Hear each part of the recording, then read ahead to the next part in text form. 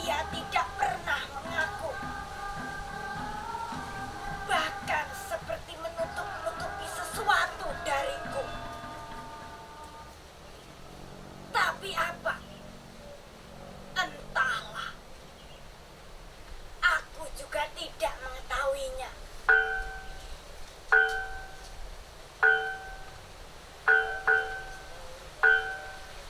Hingga suatu saat, aku curiga padanya. Dan aku memutuskan untuk mengikutinya. Dan ternyata dugaanku benar. Ia pergi ke rumah seorang lelaki. Berpelukan. Dan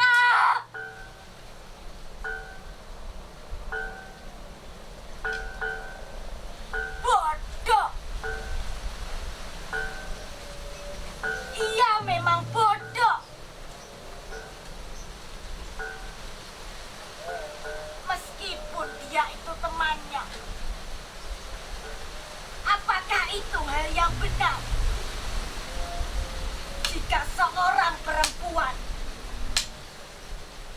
bermain ke rumah seorang laki-laki, apalagi melampaui batas.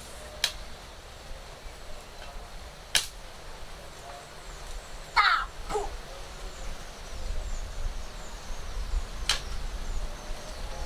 Semenjak orang tuanya bercerai, aku yang membesarkannya. Salahkah sekarang jika aku peduli dengannya? Dengan cucu semata wayangku. Ia memang sudah besar. Arum ingin mencari kebahagiaannya sendiri. Sejak kecil, aku yang merawatnya. Akan tetapi, ia ingin mendapatkan perhatian dan kasih sayang yang lebih, yaitu dari kedua orang tuanya.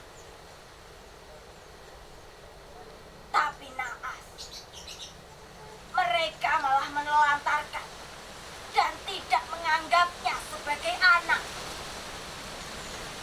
Mereka sibuk dengan urusan pribadinya. Salahkah sekarang jika ia merasakan perhatian dan kasih sayang? Ya walaupun bukan dari kedua orang tuanya. Yang aku sayangkan, kenapa justru dari seorang lelaki yang kini menjadi kekasihnya?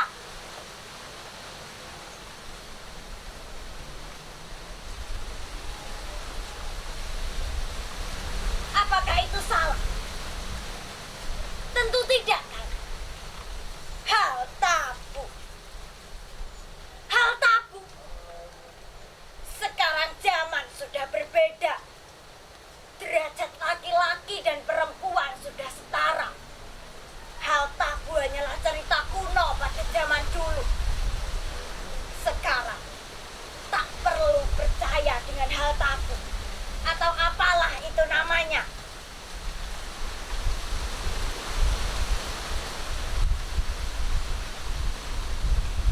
Seringkali itu terucap saat aku berdebat dengannya.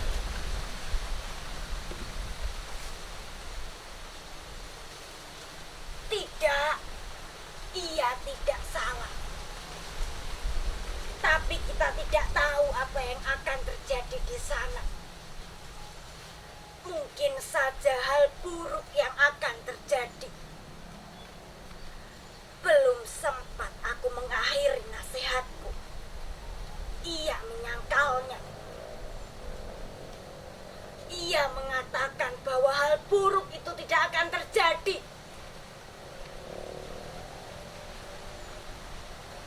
Lalu aku memberanikan diri untuk membujuknya.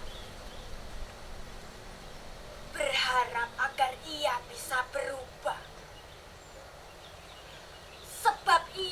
sudah lupa dengan adat istiadat bahwa wanita yang sering mengunjungi laki-laki itu merupakan hal tabu. Hal yang sangat dilarang dari zaman nenek moyang hingga saat ini. Melihatnya seperti ini mengingatkanku pada suatu kisah. Kisah ini bermula dari Putri Timur dan Joko Kulon. Putri Timur sangat bersikeras meminang Joko Kulon. Ia sangat berambisi hingga lupa dengan siapa dirinya sebenarnya. Dan masih ada syarat yang harus terpenuhi lainnya. Aku akan tetap melamar laki-laki itu. Apapun akan kulakukan, meskipun melanggar ucapan orang tuaku.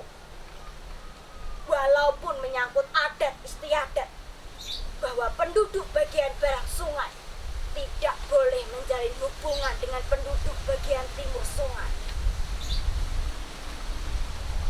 Itu adalah kalimat terakhir yang sempat aku dengar sebelum 3 bulan kepergiannya.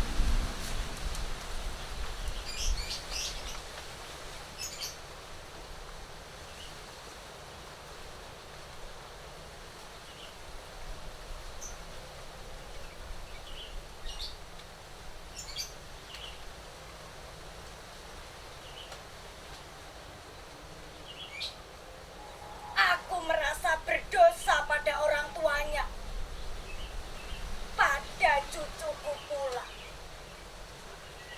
Sebenarnya aku sudah melarang pernikahan anakku dengan laki-laki itu. Aku menyadari derajat kami berbeda.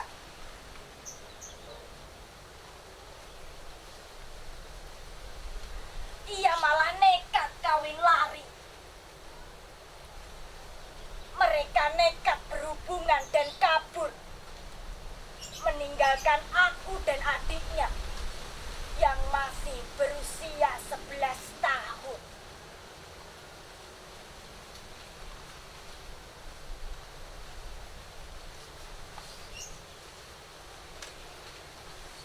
Pada akhirnya, anakku ditinggal pergi suaminya yang menikah lagi dengan gadis pilihan orang tuanya. Ia pergi entah kemana. Bertahun ia mencari dan menanti.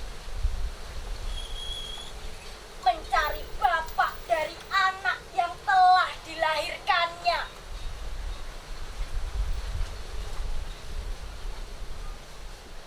Tujuh tahun berlalu.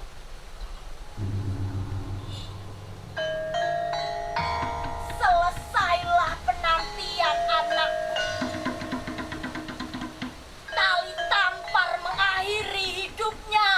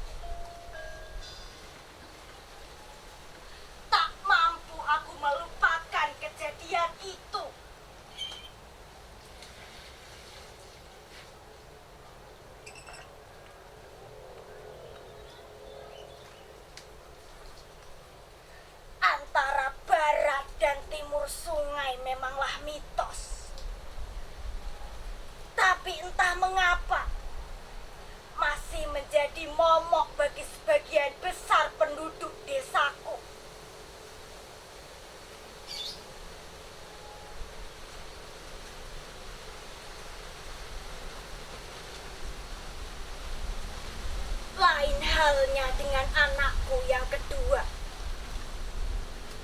Ia tak mau menikah hingga kini karena ketakutannya akan hal itu. Kini usianya menginjak 40 tahun. Dan ia tetap pada kesendiriannya.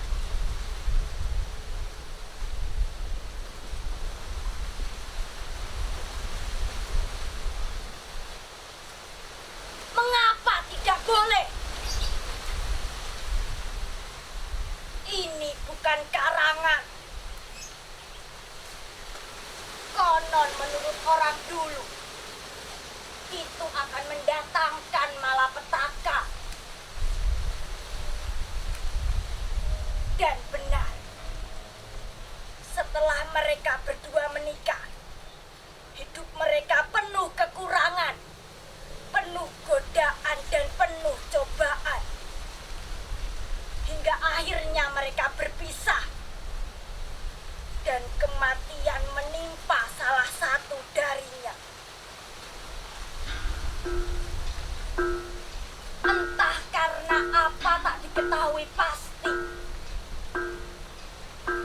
Selain memang sudah kehendak Tuhan.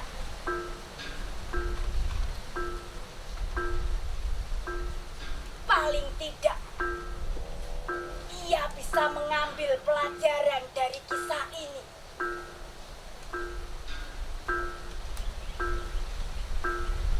Bukankah kaum yang berasal dari daerah kita terkenal dengan sopan santun, pintar dan pandai bergaul?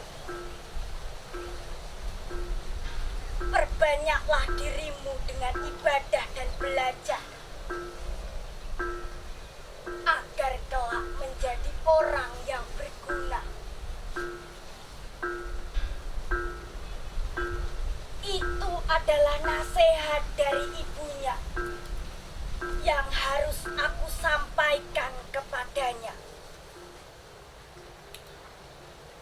Ini memang hidupnya. Apakah salah seorang nenek menasehati cucunya?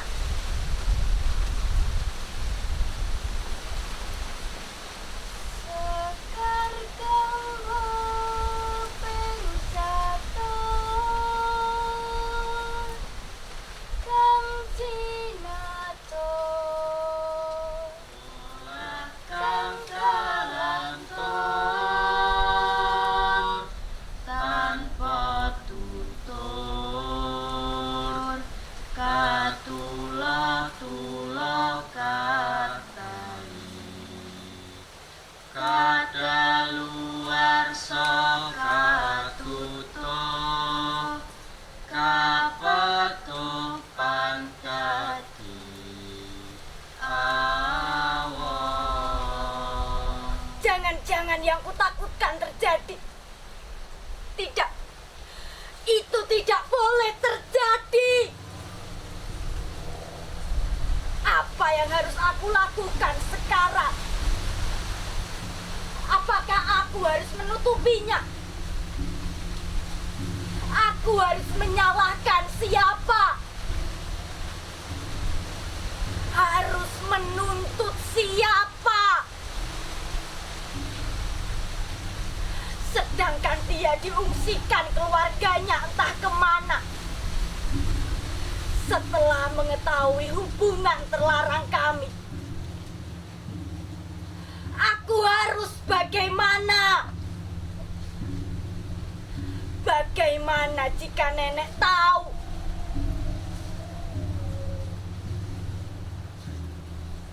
Arum menutupi ini dariku. Tapi aku tidak bisa terlalu lama seperti ini. Karena pasti perutnya akan semakin membesar.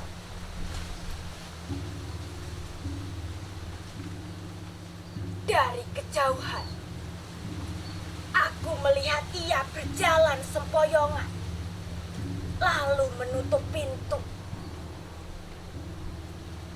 Mungkin ia sedang merencanakan sesuatu untuk menggugurkan kandungannya. Pandanganku memang kabur. Entah apa yang ia lakukan. Aku semakin penasaran. Lalu aku memutuskan untuk mengintipnya lewat lubang tembok bambu. Ternyata ia mengambil sebuah pisau. Lalu mengambil sesuatu entah apa. Lalu ia mengupasnya dan memasukkannya ke dalam lubang. Lalu ia menumbuknya perlahan.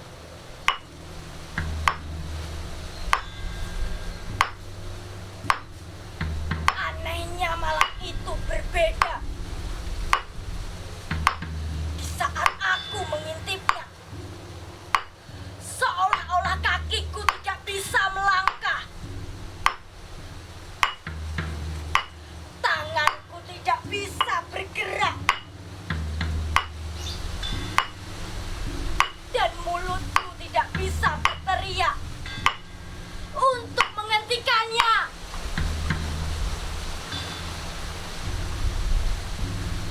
Mungkin karena penyakit asam urat dan kolesterolku yang kambuh. Dengan raut mukanya yang merah.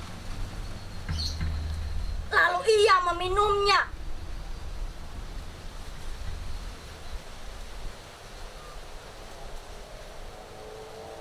Bodohnya aku. Aku baru tersadar beberapa menit setelah ia meminum ramuan tersebut. Dengan cepat aku lari memeluk cucuku.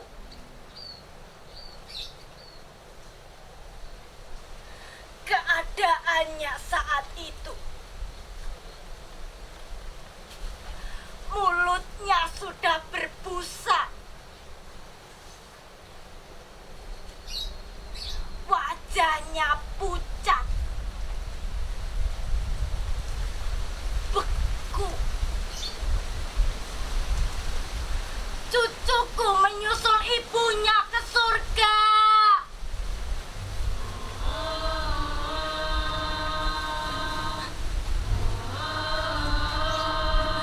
Mitos inilah yang benar-benar terjadi. Bukan barat atau timur sungai, tapi ketakutan dari kematian yang menghantuiku.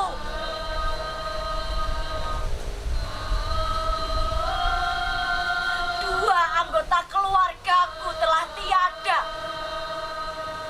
dengan nasib yang sama.